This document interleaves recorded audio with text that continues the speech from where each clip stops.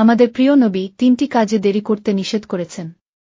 3টি কাজে কখনোই দেরি করা ঠিক না, দেরি করলে আপনি গুনাহগার হবেন। আল্লাহ আমাদের সবাইকে বোঝার তৌফিক দান করুক, আমিন। চলুন জেনে নেই কোন 3টি কাজে রাসূল সাল্লাল্লাহু আলাইহি ওয়াসাল্লাম দেরি করতে নিষেধ করেছেন। নাম্বার 1, যখন ছেলে মেয়ে প্রাপ্তবয়স্ক হয়। যদি সঠিক পাত্রপাত্রী পাওয়া যায়, তাদের বিবাহের ব্যবস্থা করো। ছেলে মেয়েদের যত তাড়াতাড়ি বিবাহের ব্যবস্থা করা যাবে, ততই তারা ব্যভিচার জিনা থেকে বাঁচতে পারবে, সুবহানাল্লাহ। নাম্বার 2, যখন নামাজের সময় হয়, সঙ্গে সঙ্গে নামাজ আদায় করা উত্তম।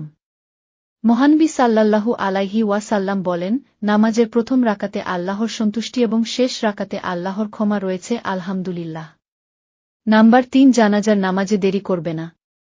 কেননা মৃত ব্যক্তি যদি জান্নাতি হয়, তাহলে জানাজায় দেরি করার দ্বারা জান্নাতের নিয়ামত থেকে তাকে বঞ্চিত রাখা হল। আর যদি মৃত ব্যক্তি